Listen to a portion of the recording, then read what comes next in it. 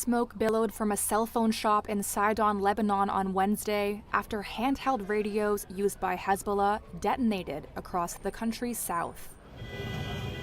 Lebanon's health ministry said several people were killed in the latest attack and hundreds were wounded. The death toll from Tuesday's pager explosions rose to 12, including 2 children, with nearly 3,000 injured. At a funeral for 4 of those killed by the exploding pagers, Hezbollah official Heshem Saifuddin promised a response. This aggression inevitably has its own punishment. It has its own retribution. This punishment will come, God willing. We will not talk much, as tomorrow the talk will be for the master of the resistance. Hezbollah said on Wednesday it had attacked Israeli artillery positions with rockets in its first strike at its arch foe since the pager blasts. A senior Lebanese security source said the explosives were planted months earlier by Israel's spy agency, Mossad. Israel's military has declined to comment on the blasts. It's imperative that all parties refrain from any actions that could escalate the conflict. U.S. Secretary of State Antony Blinken, in Cairo to advance efforts to secure a ceasefire in Gaza, said the detonations in Lebanon threatened to derail diplomatic efforts in the Middle East. Later, UN Secretary General Antonio Guterres said the incidents risked a dramatic escalation in the region. Because obviously, the logic of making all these devices explode is to do it as a preemptive strike before a major military operation.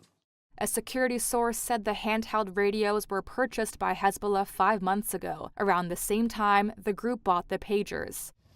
2 sources familiar with the group's operations told Reuters its fighters began using pagers, hoping to evade Israeli tracking. A Reuters reporter in the southern suburbs of Beirut said he saw Hezbollah members frantically taking out the batteries of any walkie-talkies on them that had not exploded.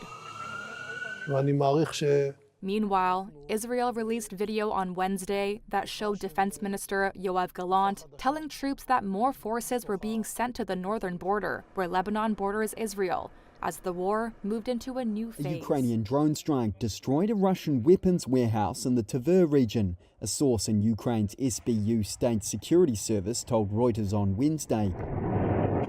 This unverified footage shows a huge ball of flames blasting into the sky and multiple detonations.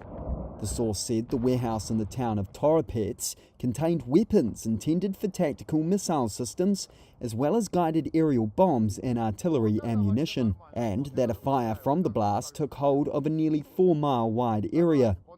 The Ukraine SBU source said it was part of reducing the enemy's missile potential, which it uses to destroy Ukrainian cities. War bloggers and media reported earlier on Wednesday the attack, over 200 miles west of Moscow, was near the site of a large Russian arsenal. NASA satellites picked up intense heat sources emanating from an area of about 5 square miles at the site in the early hours, and earthquake monitoring stations picked up what sensors thought was a small earthquake in the area. Explosions could be heard in the distance as Tver's governor Igor Rudynya addressed local media.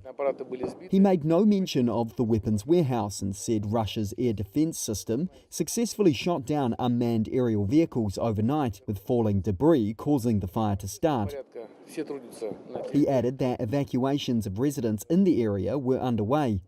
Rudynya later said the fire had been put out and residents could return with no recorded fatalities. Russian state media have in the past reported that a major arsenal for conventional weapons was located at the site of the blasts. State media, which is now subject to military censorship laws, was muted in its reporting on Wednesday.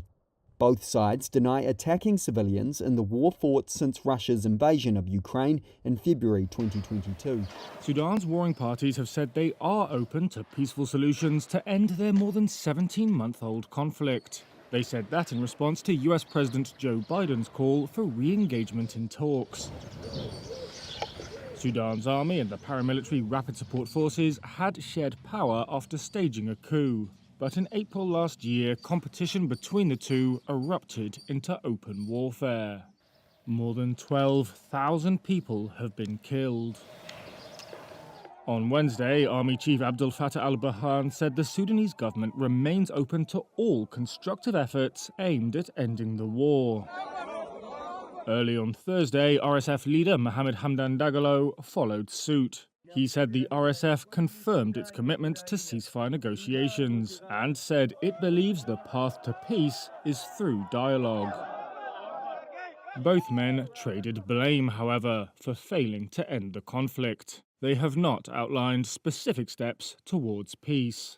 To allow humanitarian assistance to get to people who need it. On Wednesday, US Secretary of State Antony Blinken said progress in relation to the conflict was being hampered by an assault by the RSF on the North Darfur city of Al Fasher, Already resulting in the deaths and displacement of thousands of vulnerable people.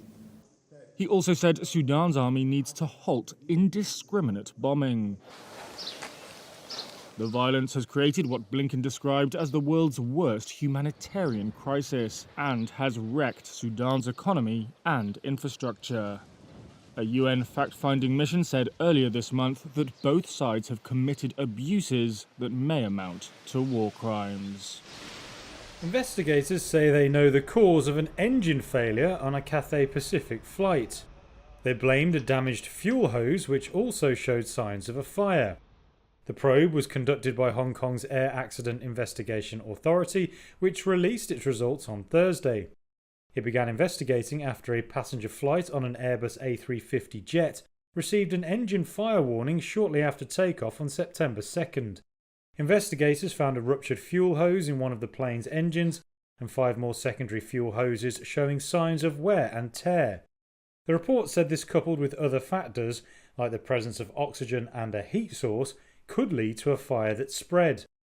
It warned that if not found promptly and fixed, that could lead to further failures and potentially cause extensive damage to the aircraft. Cathay Pacific began inspecting all its Airbus A350 jets after the incident.